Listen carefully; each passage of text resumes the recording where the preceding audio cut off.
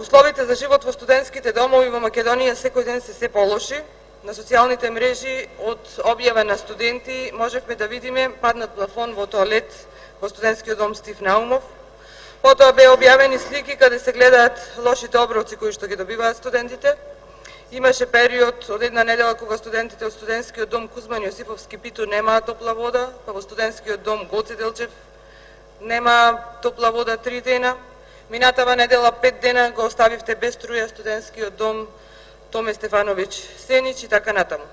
Прашањето кое што го имам до вас е следното.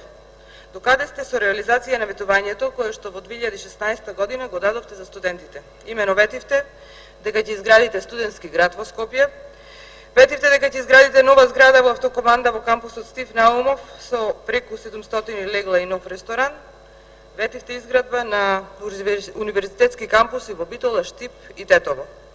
Јавноста не гледа ништо од овие ваши ветувања. Па сметам дека е најдобро лично од вас да слушнеме докаде всушност е нивната реализација.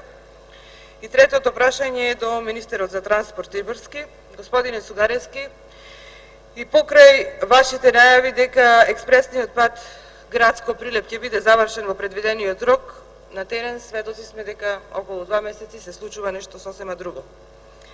Имено во март месец изјавивте дека се надминати сите проблеми на експресниот пат и дека ќе започне втората фаза од изградбата на овој пат, меѓутоа, како што патуваме секој ден, и вие и јас, гледаме дека на терен всушност не се работи воопшто ништо. Градежните работи на оваа патна делница се стопирани во целост и покрај тоа што вие рековте дека проблеми не постојат. Дали овој експресен пат се користи исто како што се користеа и двата автопати за партиски политики и дали рокот на изградба на овој пат сепак ќе биде продолжен, а со тоа и ќе треба да се обезбедат дополнителни средства до неговото конечно завршување. Или се поставува прашање дали проблемите се намерно создадени од вас и оваа влада. Информациите говорат од фирмата која што го градеше овој пат, шпанска фирма беше, не се сеќавам на името, дека заминала од државава. Се поставува прашањето зошто?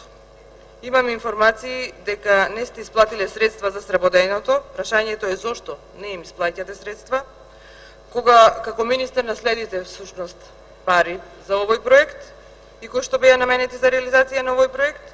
И според моите информации од страна на претходната влада на фирмата за сработеното биле исплатени околу 4 милиони евра, а во меѓувреме истите сработиле, затоа што сведоци бевме дека еден период се работеше интензивно на терен, сработиле за околу 2 до 2,5 милиони евра, од кои што 2 до 2,5 милиони евра вие не сте исплатиле ниту 1 евро. Зошто се одолговлекува исплатата и зошто дозволивте фирмата да замине од Македонија? Благодарам.